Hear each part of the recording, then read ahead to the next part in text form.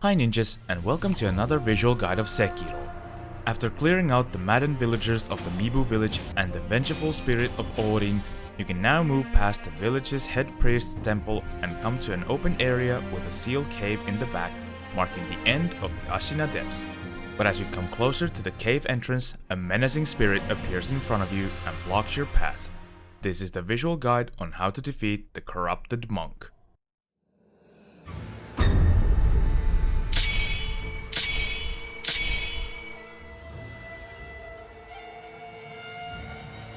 Although the corrupted monk doesn't have any new gimmicks that you hadn't seen before, she makes it in being tougher in all aspects than anyone you've faced so far, as she has very strong attacks, high defense, and the fastest posture recovery in the whole game.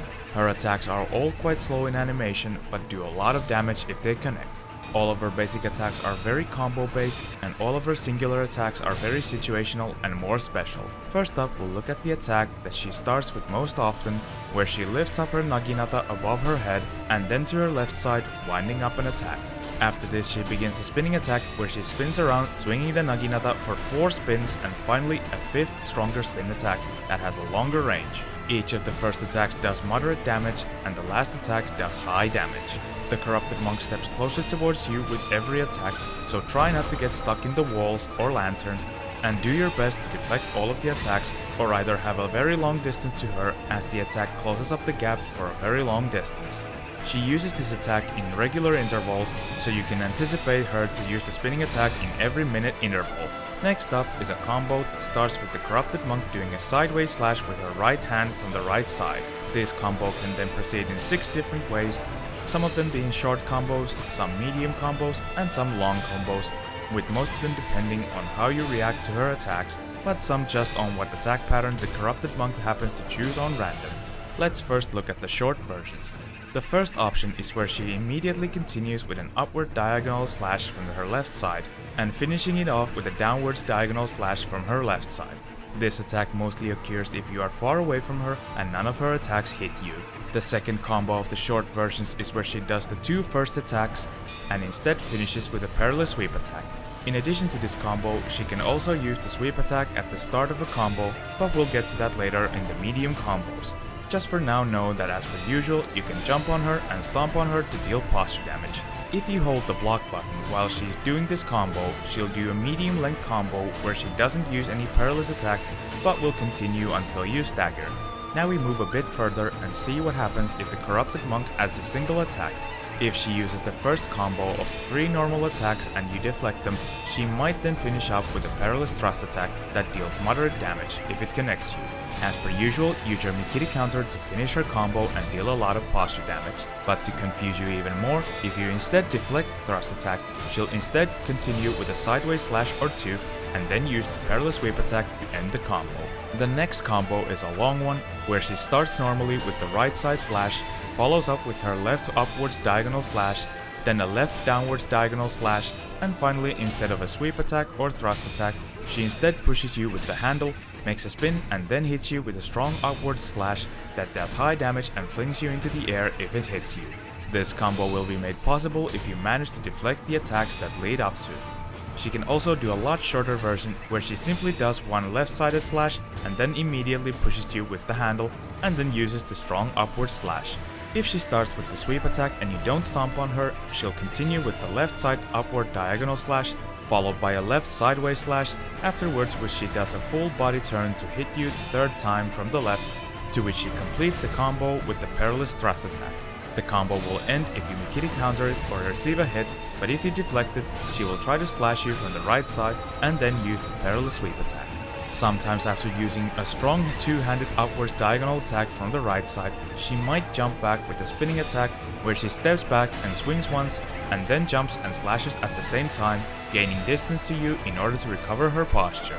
She also has another spinning backwards disengage maneuver that she uses to gain distance, where during a combo you see her spin to her right side and start charging up a strong upward attack, and as you deflect it, she will always follow up with the disengage, where she instantly after your deflection starts to move backwards while doing 2 spinning attacks and taking distance.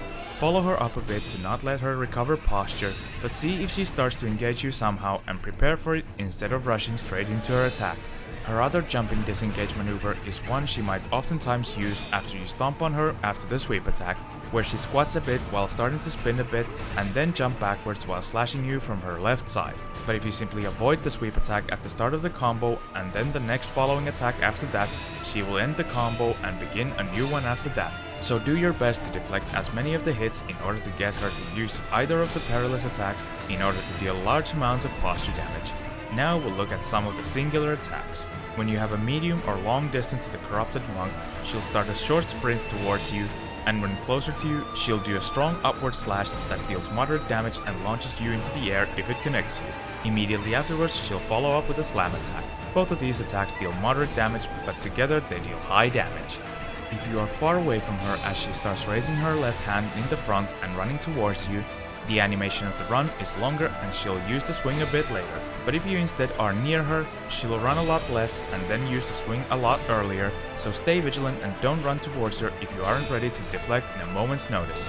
Another way the Corrupted Monk can charge at you when at a distance is when she has a medium distance to you, she'll make a spin, jump towards you and try to slam you from above. The Corrupted Monk often uses this move when you are at the same medium distance and try to heal. But to confuse you even more, this isn't the only charging jump attack she has, as there is another, where instead of a spin, she is facing towards you completely and she readies for a half a second before she makes the leap.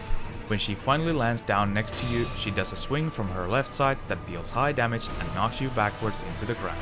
Be sure to deflect these to the best of your abilities or then sidestep them just before the hits land. She uses a bit more compact versions of these two jump attacks as counterattacks when you attack her, and she deflects you on the third attack, where she either does a small hop and uses the left to right swipe attack, or she'll spin around and use the overhead downward slam attack.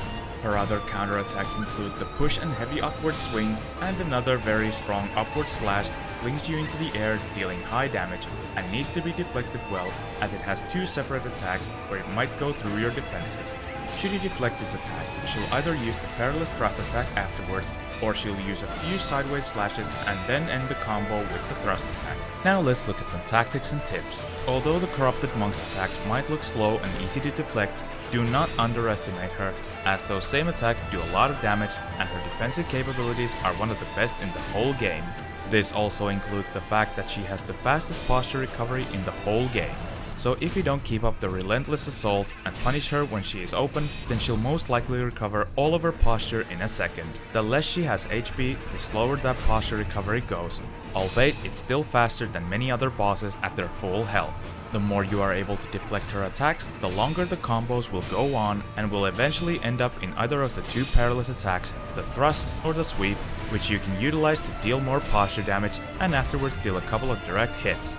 Keeping this up will eventually drop her HP to the level where she won't recover that much posture, so I recommend studying as much of her attacks and get the deflect timings correctly. She doesn't really take that much posture damage when she blocks attacks, but that'll keep her from recovering, and after the third attack as she deflects you, she'll try to counter you, leading up to yet more combos which you can use to punish her and deal more damage. If she takes up distance somehow, run a bit closer towards her, but be prepared if she'll either use the running attack, the spinning combo, or either of the jumping attacks. Should you need to heal, make sure you have a decent distance to her, or see if she is finishing up an attack animation, or she'll try to use a jump attack on you. If you feel like she recovers way too fast and are not able to make any progress against her due to the fast posture recovery, you can use snap seeds to deal a huge chunks of damage to her and stun her for a brief moment, revealing that she's an illusion. She's vulnerable to 3 uses of snap seeds per fight, in which afterwards she becomes immune to them for the remainder of the fight. You can use a snap seed, hit her once or twice, then use another again and repeat this until you've dealt enough damage that her posture recovery is a lot more slower. You can continue this with the Shinobi Firecracker or the Fistful of Ash to momentarily stun her and then attack for a few free hits. Should you run out of snap seeds, you can get more as drops from the monkeys at the Sunken Valley. To increase the drop rate of items, use a Mibu Possession Balloon before killing the enemies. But if you still feel like the fight is too difficult and you still seem to have trouble with the Corrupted Monk and just want to progress, there is a way for that as well. As you enter the arena, instead of starting to go straight towards the cave entrance, go along the left wall and circle to the wall behind the monk. She will only appear if you step on the stairs in the middle or come closer to the point where she spawns. But if you are behind her when she appears, she will not notice you and will stand there until you specifically attack her. At this point, use the 3 snap seeds quickly, and after that start spamming with the fistful of ashes or the shinobi firecrackers to make her take a few steps backwards. In order for this to happen, you need to keep on spamming these items so that she won't stand back after the stagger animation, or she'll just step back and she'll stay on the same spot. Once she's about at this point shown in the video, look behind you.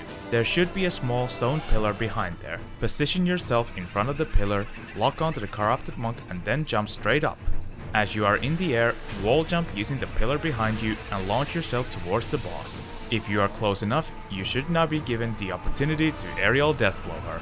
So either patiently deflect her attacks in order for her to use the perilous attacks that you can counter, use the snap seeds to deal her damage 3 times per fight and later stun him with firecrackers and ash while attacking between, or then get behind her and use the aerial deathblow maneuver, and you're sure to defeat her. Congratulations on the victory. You are rewarded with a battle memory of the corrupted monk and the Mibu Breathing Technique that lets you dive underwater and breathe underwater indefinitely. You can test this technique at the waters here in Mibu village and find items from the bottoms of rivers and ponds. For example, the lake at the Mibu village has a prayer bead at the bottom in a chest at the side of the entrance. And now I will show 3 different example runs of all the 3 explained strategies and how to make use of them. The first one is the standard way on approaching head first and fighting normally.